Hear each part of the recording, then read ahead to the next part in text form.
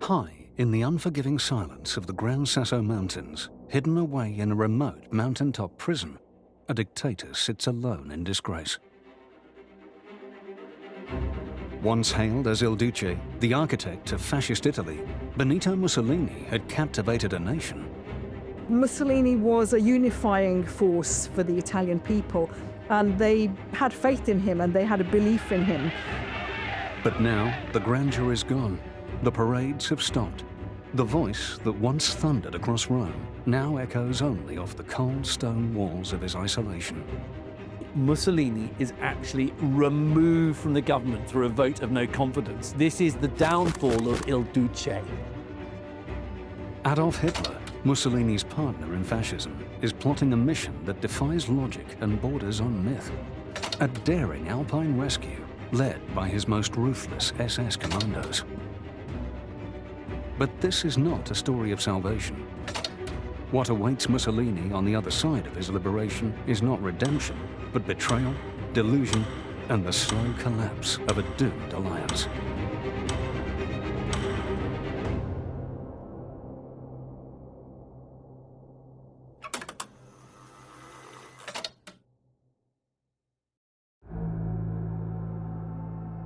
Between 1912 and 1914, Mussolini worked as editor of the newspaper of the Italian Socialist Party, Avanti. Here he developed and honed his skills in journalism. At the same time, his intransigence and his difficult nature also became clear. He was determined to use his time there to prepare the way for revolution as part of the Socialist Party. But he quickly fell out with the Socialists due to their non-interventionist stance on the First World War.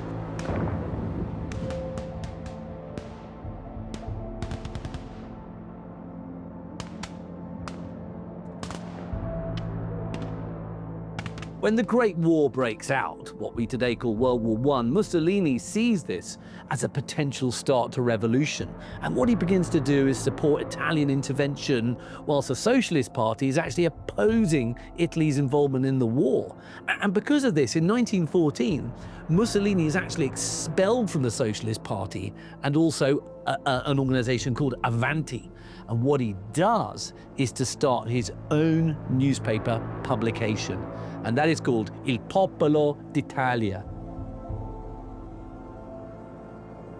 So once he established his own newspaper, he, as an experienced journalist, had a very good sense for gauging public opinion and understanding what the people were thinking, and this helped to launch him in his political career. He actually got support for his new newspaper from Italian industrialists who would have something to benefit from Italy going to war. And he also got support from the British and French governments because they wanted Italy to join on their side, which Italy did in 1915.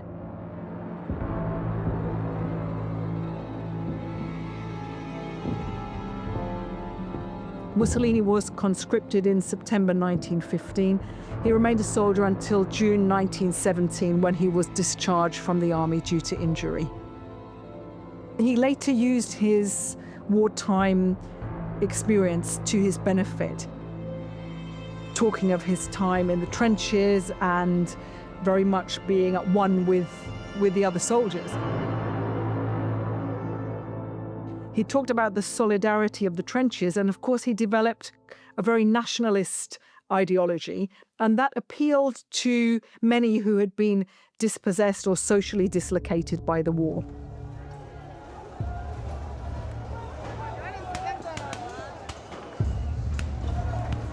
When Mussolini came to power, Italy had, frankly, a pretty angry population.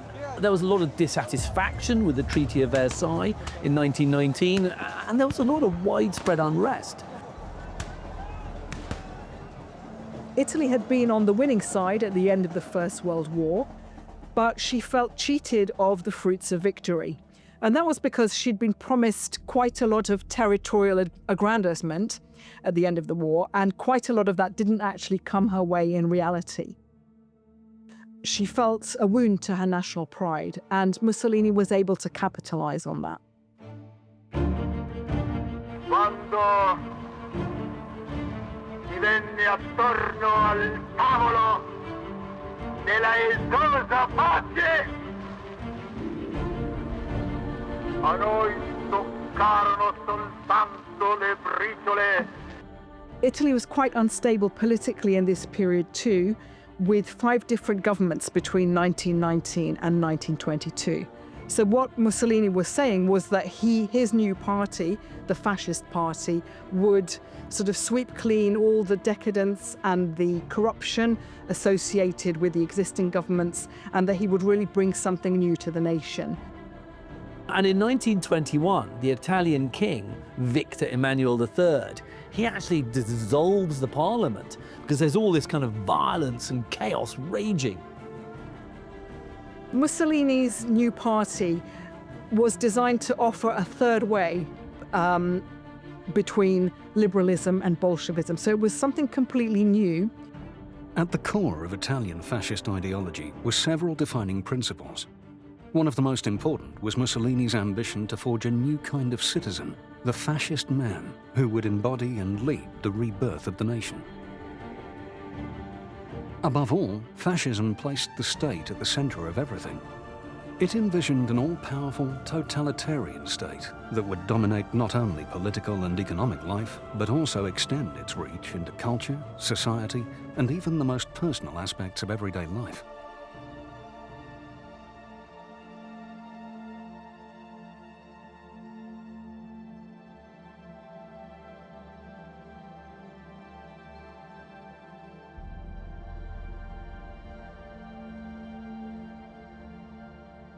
What happens in late October 1922 is that you have the Fascist Party leaders planning an insurrection. You know, and they want a revolution. Let's make no bones about that. And they want that to take place on the 28th of October. This becomes known as the March on Rome. And you have fascist demonstrators, you've got black shirt paramilitaries, they're entering Rome, and you've got the Prime Minister, a man called Luigi Facta. He's wishing to declare a state of siege, quite understandably, but this is actually overruled by the king, Victor Emmanuel. This march on Rome was mythologized by the fascists as a great, unstoppable force, but in fact the reality was somewhat different. They talked about 100,000 fascists marching on Rome, but the truth was there were only 20,000, and actually they waited outside Rome for orders that never came.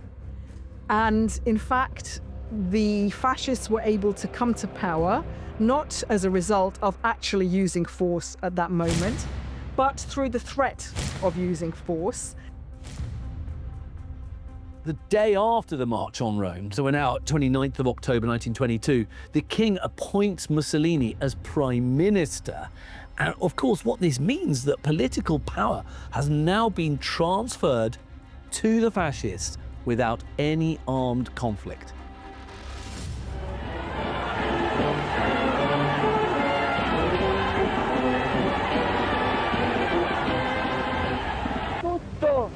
Un fatto nuovo nella storia dell'umanità. Il popolo italiano che è il protagonista della sua storia.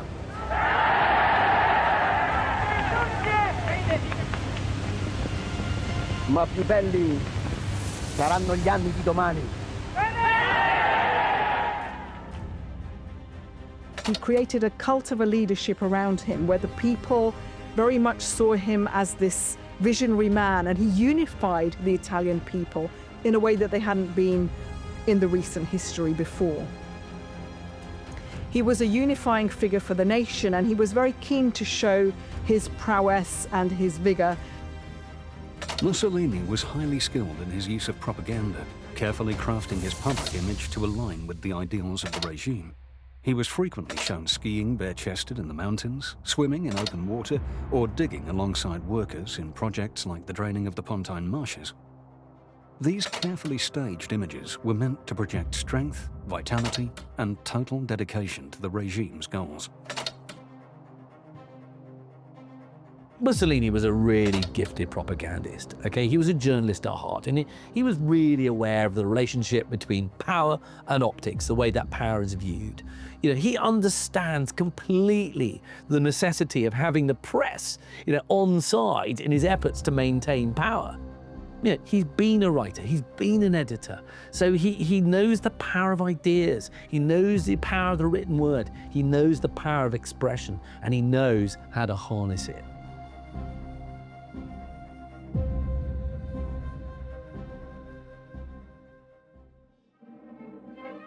October 29th, 1929, Black Tuesday. The New York Stock Exchange is in a panic. Frantic investors have scrambled to unload their stocks at any price. Everyone wants to sell. No one wants to buy. Suddenly, even the most gilt-edged securities are practically valueless. The stock market crash has come, and the Great Depression has begun. What's commonly observed is that the Great Depression takes place and that leads to a rise in fascism. But you've got to remember that fascism was made popular by Mussolini in Italy from 1922. And it really gained more traction after 1929 because people looked at it and went, hang on a minute, this is one of the only forms of government that is surviving this economic collapse. People are looking at fascism thinking maybe that's the way forward, not democracy.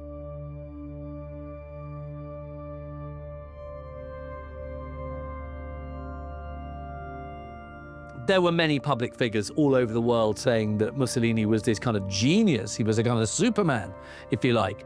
And his achievements, some saw as being nothing less than miraculous. What he had appeared to have done was to taken this demoralized country and to kind of transform it and kind of reinvigorate it. And he'd carried out all these social reforms and these public works. And the landowners and the industrialists, they were still on side. And he had even made a deal with the Pope. With Cardinal Gaspari, Papal Secretary of State, Benito brightens future of Italo-Vatican relations. In Rome, 1929, Il Duce's document of peace is signed, and Mussolini marks occasion by becoming first Italian official to enter Vatican City. On the surface, everything looked kind of peachy, looked all right, but if you scratched below it, nothing was quite as rosy as it seemed.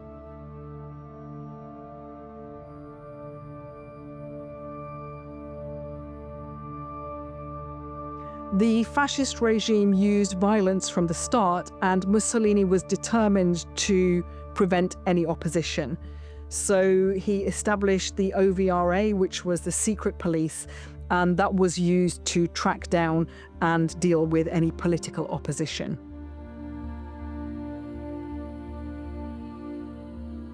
Mussolini survives 3 assassination attempts. In 1926, Violet Gibson tries to kill him on April the 7th.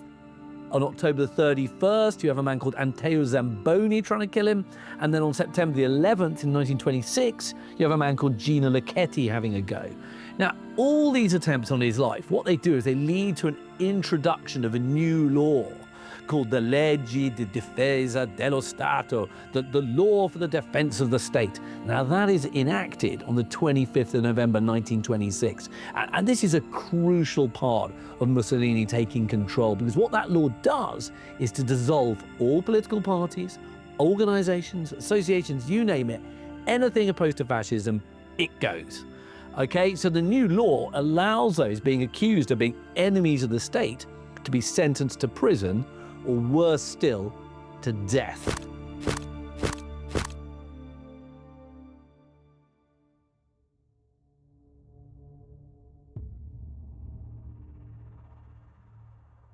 Abbiamo pazientato mentre si stringeva attorno di noi sempre più rigido il cerchio che vuole soffocare la nostra irrompente vitalità. O l'Etiopia! Abbiamo pazientato 40 anni, ora basta! Rather than being confined or hemmed in by the Mediterranean, Mussolini talked about making the Mediterranean our sea, the Italians' sea. So a space from which the Italians could expand and gain empire. The Italians had failed to take Ethiopia in 1896 at the Battle of Adowa. They were defeated, and so this remained a bit of a thorn in the side of Italy. This failure to conquer Ethiopia had left a lingering sense of national humiliation, something Mussolini could exploit to reignite ambitions of territorial expansion and national prestige. Framing it as a matter of living space and imperial destiny, he launched a renewed campaign and invaded Ethiopia in 1935.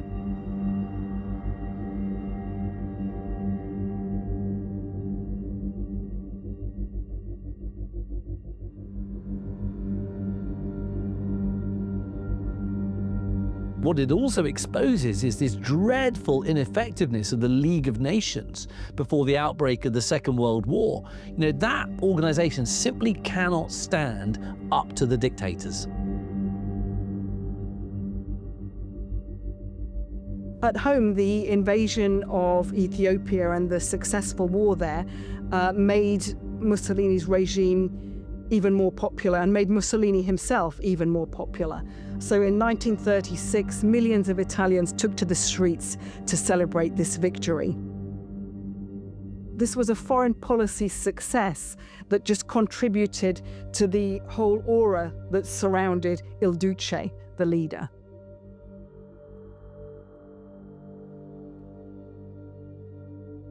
It's fair to say that Mussolini's invasion doesn't really gain him a lot of popularity amongst other nations. And in fact, it comes as no surprise to learn that the only nation that doesn't oppose Italy's invasion is Nazi Germany.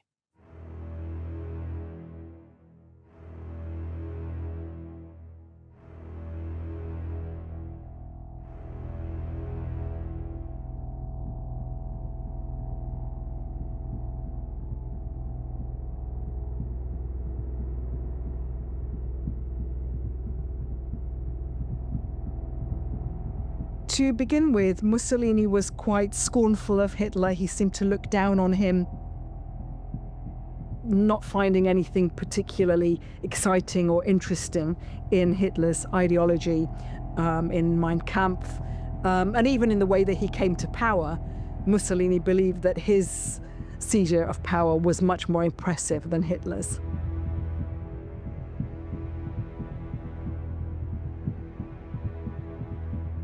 However, as the years went on, they came to see the commonalities of their ideologies and indeed of their policies and what could be gained by becoming closer together.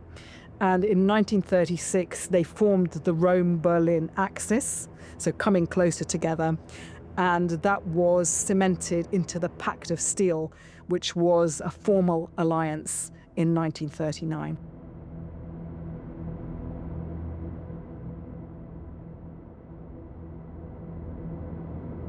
By the late 1930s, we can see something of a shift in the relationship between Mussolini and Hitler, and we see Mussolini being much more heavily influenced by Hitler in a number of ways. So this could be seen by the introduction of a series of reforms to the way behavior took place. So, for example, that the Italian forces were obliged suddenly to goose step, that civil servants were obliged to wear military uniform for the first time. So those kinds of things showing the closeness of the Italian regime to Hitler's, and just a kind of change in manners, a change in the way of behavior in the Italian state, heavily influenced by Hitler.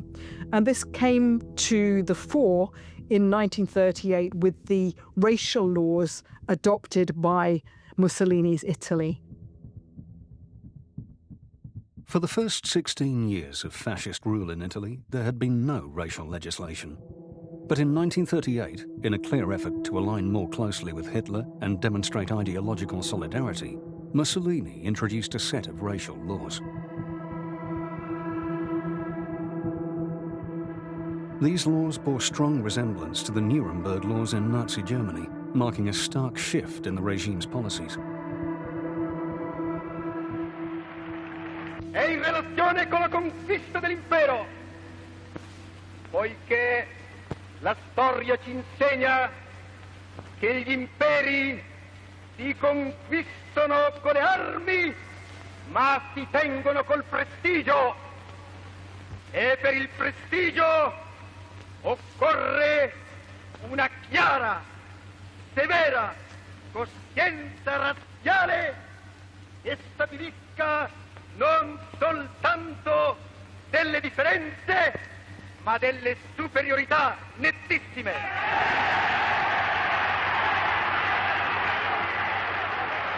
Coloro i quali fanno credere che noi abbiamo obbedito a imitazioni o peggio a suggestioni sono dei poveri deficienti. Il problema ebraico non è dunque che un aspetto di questo fenomeno. La nostra posizione è stata determinata da questi incontestabili dati di fatto. L'ebraismo mondiale è stato durante 16 anni, malgrado la nostra politica, un nemico irreconciliabile del fascismo.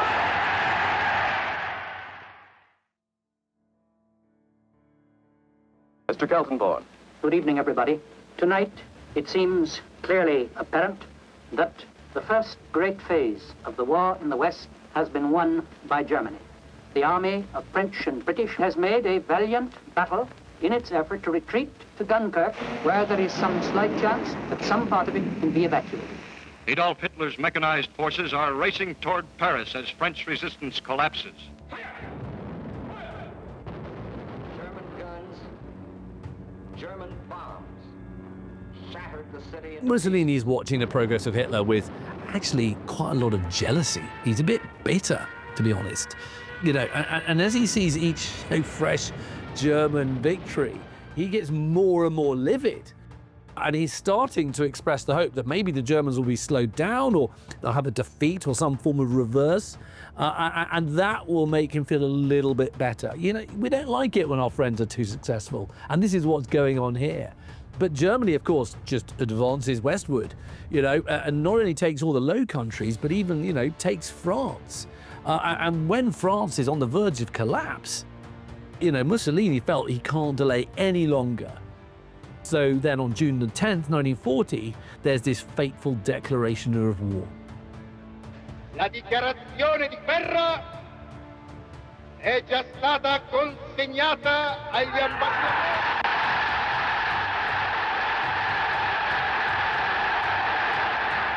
Gli ambasciatori di Gran Bretagna e di Francia.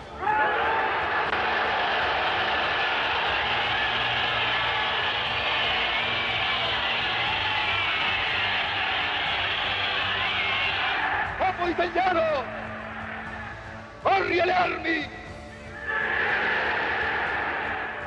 e dimostra la tua tenacia, il tuo coraggio, il tuo valore.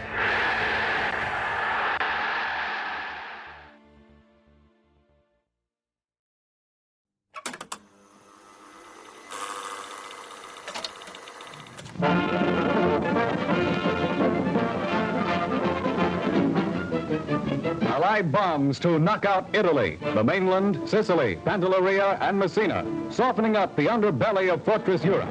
Mussolini squawks. Hitler had promised it would all be different, but now... Yes, now Allied air power in North Africa spells Italy's doom.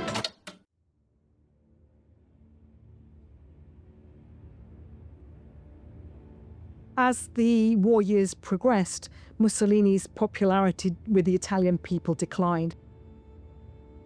And the reason for this was that Italy was more and more dependent on Nazi Germany to help get Italy out of its problems.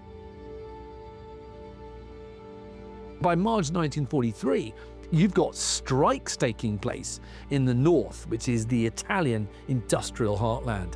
Mussolini is in trouble, make no doubt about that.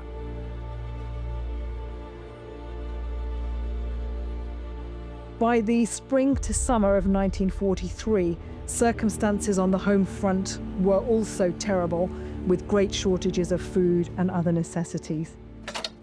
Non appena l'Italia smetterà questa guerra, l'America invierà immediatamente I viveri a voi necessari. You know, the Italian home front is in a bad way because you've got the Allies bombing, and of course, you know, bombing campaigns take their toll. It's apparent by 1943 that Italy's military position is simply untenable.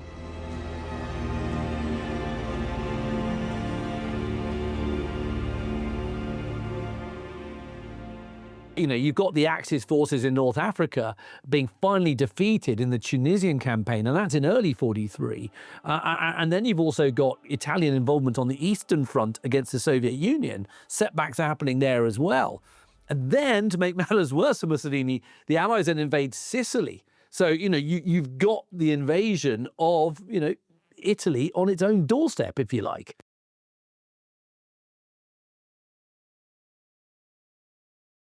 On July the 25th, 1943, Benito Mussolini was arrested by order of the king. The once mighty Duce of Fascism, deposed and imprisoned by his own people. To many, it seemed the end of his reign, and perhaps of fascism in Italy altogether. And when the news of his downfall is announced on the radio, there's no resistance to it. You know, people rejoice because they think that actually what the end of Mussolini also means is the end of war.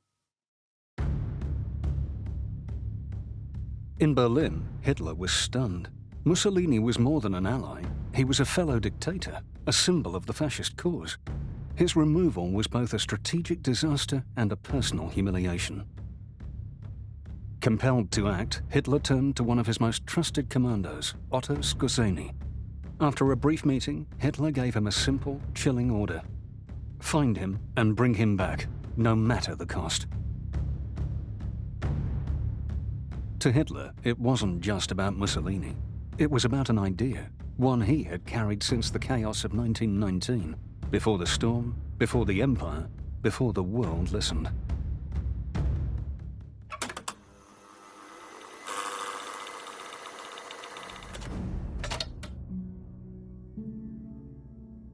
In July 1919, Hitler gets a new job, and this is actually really crucial, one of the first steps that's going to take him to power.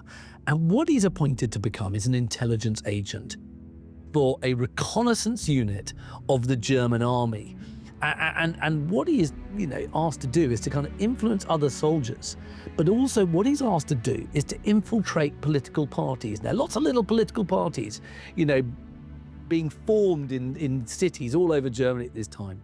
And one of the parties that Hitler is asked to infiltrate is called the German Workers' Party.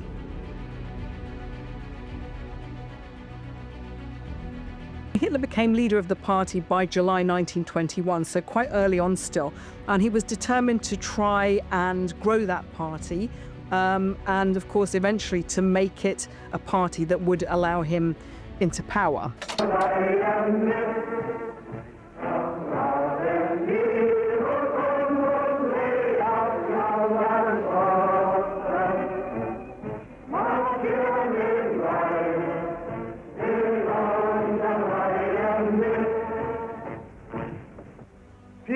Jahre lang haben diese Parteien die deutsche Freiheit vergewaltigt, den deutschen Menschen geknebelt und geschlagen. 2 oder 3 Monate vergangen sind, wird euer Terror beseitigt sein. So wahr wir das Verantwortlichkeit.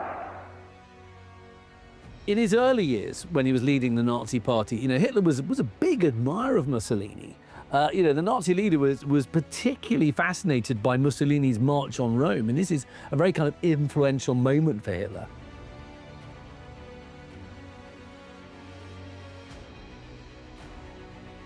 What the Nazis had done, and what Hitler had done, is he looked at Italy, he looked at the Italian fascists, as a model for some of their appearances, some of their policies. And what he has seen is Benito Mussolini's march on Rome in 1922, which had been so successful. And Hitler thinks, well, look, I can do this in Bavaria. And by doing this kind of march, I can actually challenge the government in Berlin.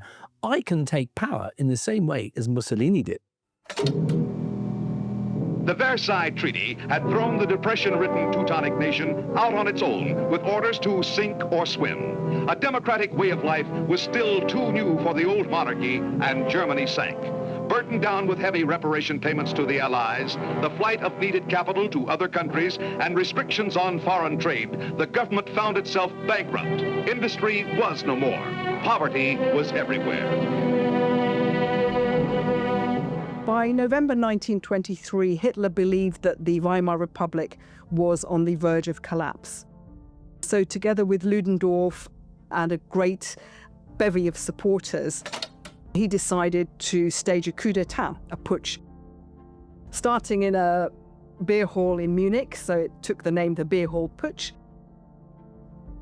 And he sort of stormed in, fired a pistol to the ceiling and declared that he was starting a new regime.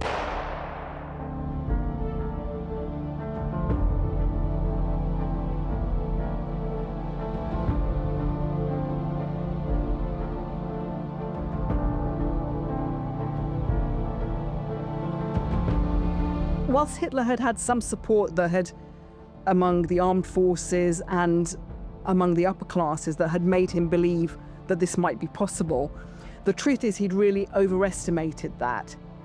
The Weimar Republic, despite the problems that beset it, was not really on the verge of collapse at this stage. And so this claim for power was a failure, a fiasco. Hitler ended up being arrested, along with many of his followers, and he was imprisoned. Hitler was arrested and imprisoned at Landsberg Castle in a very airy, spacious, comfortable room. And there he dictated Mein Kampf, so his struggles and his political ideas, to Rudolf Hess and Emil Morris in 1924. So the work that he dictated in 1924 was published as Mein Kampf in 1925, and in here he lay out his political ideas. Hitler also admired Mussolini for his use of propaganda. Mussolini had mastered the art of propaganda, the grand speeches, the marches, the myth-making. He didn't just lead a nation, he staged a performance that captured its soul. Hitler studied this carefully. He saw how image could become ideology, how emotion could override reason. The rallies, the uniforms, the symbols, all borrowed, all refined. Mussolini showed him that power wasn't just taken, it was orchestrated. Even though they're both fascist dictators, the first meeting that takes place between Mussolini and Hitler, which is in Venice in June 1934, was frankly a bit of a disaster. Because Mussolini only speaks a little bit of German, and he was sort of too arrogant to use a translator. And he had a lot of difficulty in understanding Hitler's kind of somewhat rough and coarse Austrian accent. And then what Mussolini is subjected to are these huge, notorious Hitler long, boring monologues. And Mussolini was so bored. And so both men kind of walk out of Venice, this summit, thinking, yeah, I don't think much of that guy.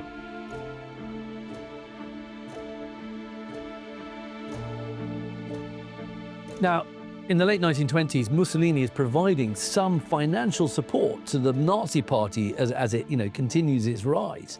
And what he had also done is to allow brown shirts, the SA, and even SS men to train with his own paramilitary brigade. Those are the black shirts, of course. You know, and Mussolini views the rise of the Nazi Party as something that's affirming his own ideology. This is saying, yeah, fascism's on the march. It's not just Italy, it's Germany next, and who knows where else.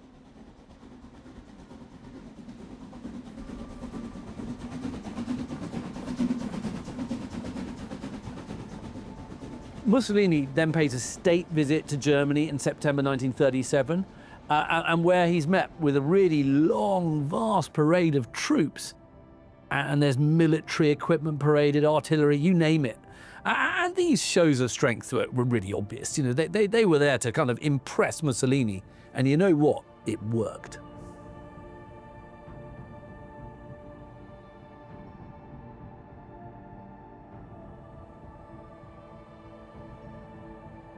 There's a big difference between Mussolini and Hitler, and that lies in their racial views. You know, Mussolini, you know, let's face it, like Hitler, did think that white Europeans were the kind of architects of culture and civilization. But, you know, what Mussolini doesn't share with Hitler is this kind of hateful and eliminationist anti-Semitism. What Mussolini was an Italian nationalist first and foremost, and what he's doing is harking back to the glories and triumphs of ancient Rome. You know, so he's really pretty scornful of Hitler's rants about Aryan supremacy. It's not really Mussolini's bag, if you like. And in one speech, the Italian leader is actually expressing kind of pity for the racial views being kind of expressed by the Nazis. You know, because he's looking at them and going, these people are, you know, in his words, the descendants of those who were illiterate when Rome had Caesar and Virgil and Augustus. You know, he kind of thinks the Germans are inferior in some way. Noi possiamo guardare con un sovrano disprezzo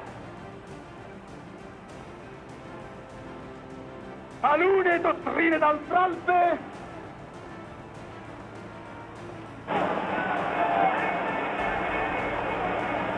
di gente che ignorava la scrittura con la quale tramandare i documenti della propria vita in un tempo in cui Roma aveva Cesare, Virgilio ed Augusto. By 1943, Mussolini's grip on power was unraveling. His campaigns in Greece and North Africa had ended in disaster, exposing the weaknesses of the Italian military. The invasion of Greece stalled and had to be salvaged by German forces. In Libya and Tunisia, Italian troops were overwhelmed, retreating under Allied pressure. Even at home, air raids pounded Italian cities and public confidence crumbled. In the long shadows of a losing war, strength becomes the only currency, and Mussolini, worn down by failure and humiliation, no longer holds his value.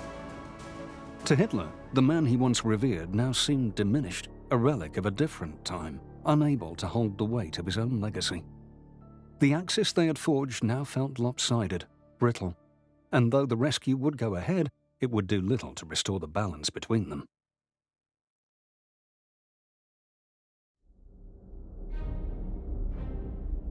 On September the 12th, 1943, the stillness of the Gran Sasso Mountains is shattered. At 14:05, German paratroopers descend from the sky. SS commandos storm the mountaintop hotel Campo Imperatore with precision and almost surreal daring. The raid is perilous from the start. The soldiers arrive not by conventional aircraft, but in fragile gliders, silent, motorless, released high in the air and aimed at a narrow plateau with no proper runway. One of the gliders crashes on landing, underscoring the razor-thin margin between triumph and disaster. Yet the others manage to land with stunning accuracy on the rocky terrain, their wings scraping the alpine grass just meters from sheer cliffs. At that altitude, the risk of wind shear and miscalculation could have doomed the mission entirely. At the same time, a second team of German forces carries out a coordinated ground operation to cut all telephone lines leading to and from the hotel. This ensures total isolation, no chance for the Italian guards to call for reinforcements, No time for orders to come down from Rome. The silence is strategic. Leading the operation is Otto Skorzeny, the daring and self-styled commando personally selected by Hitler. As soon as he reaches the hotel grounds, Skorzeny spots Mussolini at a window on the second floor. He steps forward and shouts, "Duce, I've come to rescue you." Mussolini appears, pale and gaunt, peering out with cautious disbelief. To secure the building without bloodshed, the Germans bring along an Italian, General Fernando Soletti, taken as a hostage during the operation. Under pressure, Soletti orders the Italian guards not to fire. Confused and isolated, the defenders lose any will to resist. The SS commandos push inside. The guards, stunned and outmaneuvered, surrender without resistance. Not a single shot is fired.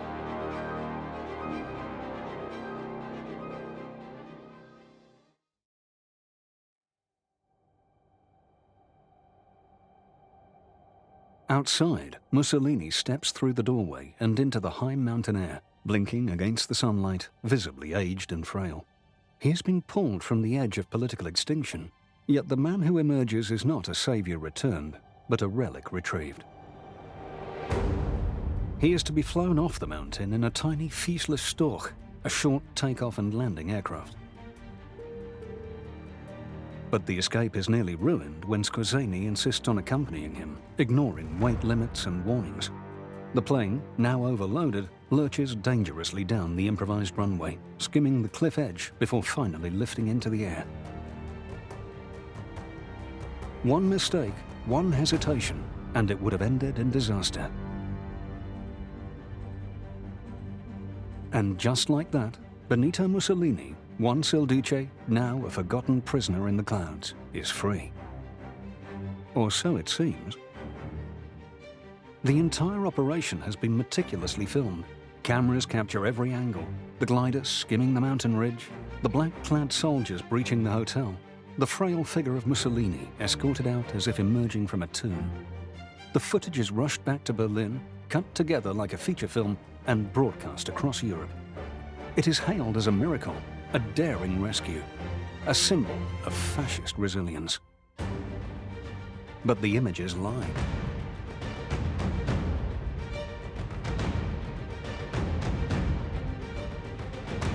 The man on screen is not the Mussolini of old. He is thinner, paler, his bravado replaced with a cautious stiffness. The fire has dimmed behind his eyes, and when he is flown to meet Hitler in a remote mountaintop retreat, there is no warmth, only ceremony. In private, Mussolini thanks Hitler before making a simple, human plea: to return to his hometown, to live out his days in peace. He says he is tired of the war, tired of the burden. But Hitler refuses. There is no retreat for Mussolini, not anymore. What he begins to understand in that moment is devastating. The rescue was never about him. It was not a gift from a friend. It was a show, a myth, staged and sold by a regime desperate for a symbol. Mussolini wasn't saved. He was repurposed.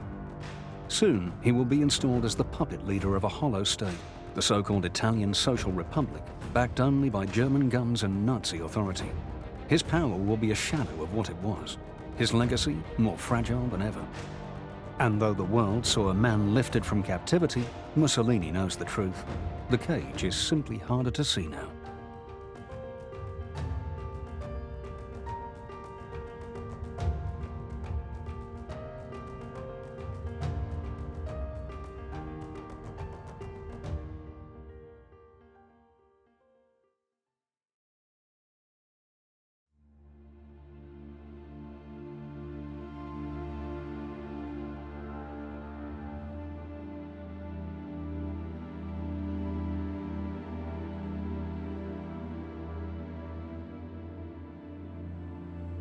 After the spectacle of the Gran Sasso rescue, Mussolini is flown north, not to Rome, not to his hometown, but to a stretch of occupied territory along Lake Garda.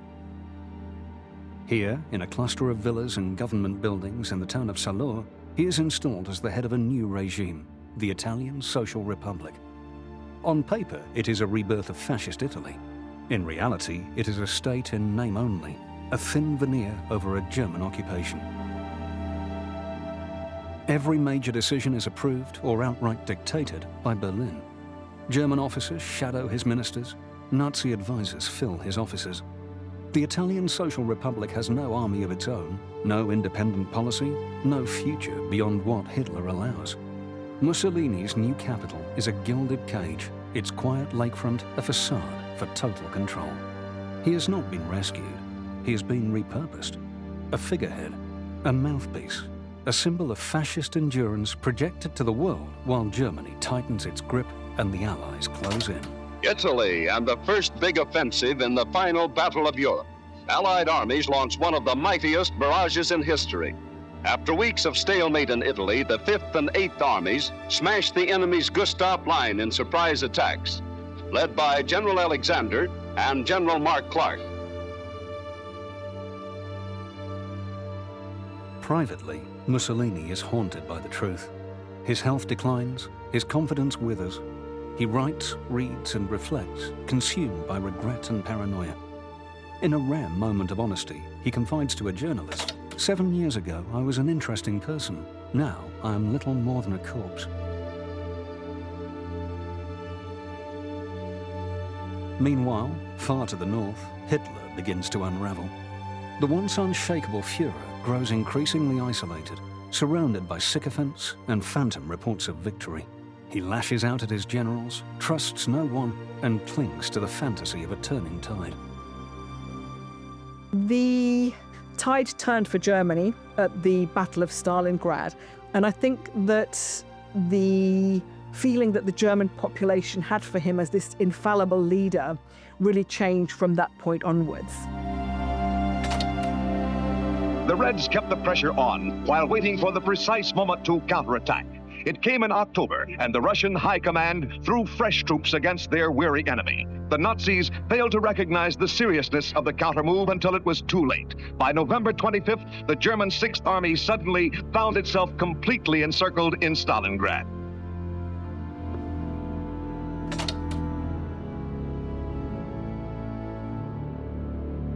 Whereas before they'd always blamed other policymakers or other of the Nazi leaders, from this point on in the war, there started to be some questioning about Hitler, although it has to also be said that he very much obliged them to fight until the bitter end. So whilst by this point, after Stalingrad, the cult of the leader was diminished somewhat, he'd created this myth of the Soviet hordes and this great Soviet enemy to such an extent that out of fear and out of desperation, both the army and the home front really worked until the bitter end.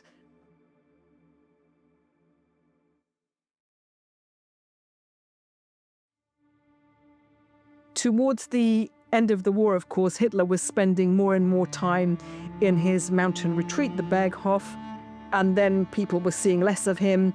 He was making less and less public appearances, and then eventually, in the last months of the war, into the Führer bunker. And this is when public opinion of the Führer starts to crumble. Nazis in full retreat. From northern France, more headline news of Germans in headlong flight. Record-breaking air attack, climaxing the total offensive to bring Hitler down. Germany under explosive pressures. Germany facing the grand crack-up. By 1944, the tides of war have turned decisively. The Allied forces, having taken Rome, are sweeping north through the Italian peninsula, inch by bloody inch, through mountains and fortified lines, reclaiming territory from the retreating Axis. Town after town falls. The Italian people, once forced to cheer under fascist banners, now rise in revolt, forming partisan bands in the hills, hunting collaborators, sabotaging German supply lines. The Nazi Empire is beginning to crumble.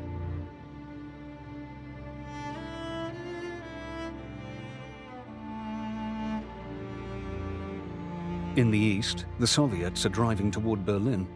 In the West, American and British forces have landed in France. Hitler's war machine, once relentless, is breaking apart under pressure from every direction.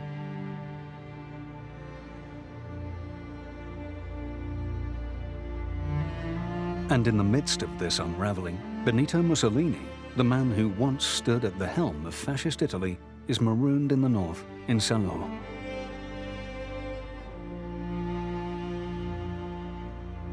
Mussolini was in no doubt that the end was coming. I mean, he was trying to flee before the 28th of April 45. He was on the run. He was desperate. He was running for his life. On the 28th of April, 1945, Mussolini is shot dead by partisans in the north of Italy while he's attempting to flee to try and get on a plane. It's a really ignominious end. The day after Mussolini is killed, on the 29th of April 1945, his corpse and that of his mistress, Clara Petacci, they're dragged along and they're dumped on the ground in front of the old Piazzale Loreto. And they're kicked and they're spat upon, and then the bodies are then hung upside down from the roof of an Esso petrol station. And then the bodies are then stoned. I mean, it's kind of endless abuse of these corpses by civilians. The reason for this is simple. I mean, it's kind of done as a very public display of discouragement. It's saying to other fascists, black shirts, you got to end the fight, otherwise this is what's going to happen to you.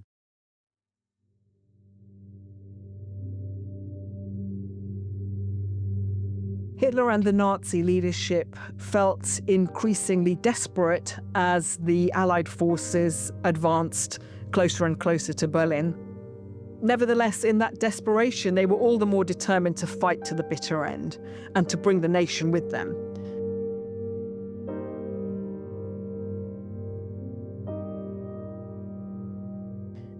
He had not a moment of regret at the end of the war. So he put into place a scorched earth policy that he was going to destroy everything so that the victors wouldn't have anything to take when they arrived. But also he kind of, in the end, believed that the German people were not worthy of him. So he sort of got it in his head somehow that they weren't this master race after all, and that they had betrayed him. Even though, of course, the ultimate lie was what he had done to them.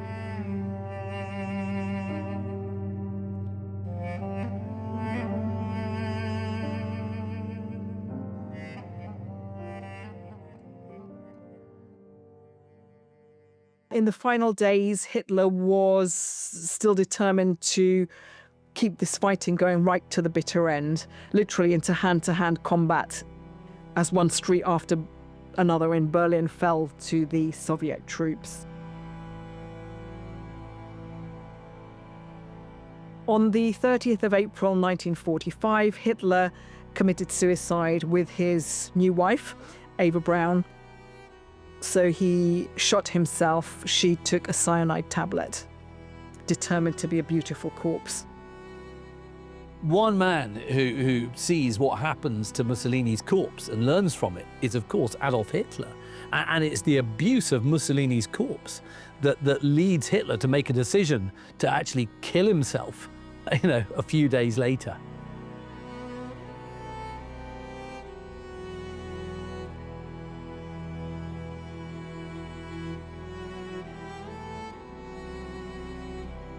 In the beginning, theirs was a bond forged in ideology. Two strong men bound by spectacle, ambition, and a shared disdain for democracy. Mussolini was the pioneer, the showman who lit the path Hitler would follow. And Hitler, in turn, offered flattery, alliance, and eventually rescue. But power built on ego is never equal. And as the war turned against them, admiration gave way to manipulation. Hitler no longer needed a partner, he needed a puppet. Mussolini, once the model for fascist dominance, became its cautionary tale. By the end, their relationship had decayed into performance, one man clinging to relevance, the other exploiting a crumbling image for propaganda. Friendship was replaced by calculation, loyalty by necessity. It is a cruel irony. Mussolini, who had once wielded propaganda with masterful precision to rise to power, would in the end become a piece of it, a hollow symbol repurposed by the Nazis to mask their own unraveling. Mussolini asked to go home. Hitler refused. The rescue had never been salvation. It had been theatre, a stage-managed illusion meant to mask defeat. But no amount of film reels or staged parades could hold back the Allied tide. No speech, no salute, no uniform could reverse the course of history. In the final days, as bombs fell and borders vanished, both men were reduced to fugitives, hiding, hunted, abandoned by the very myths they had created. And in the end, all the propaganda in the world could not save them from the truth. Their empires fell, their images shattered, and their names became warnings.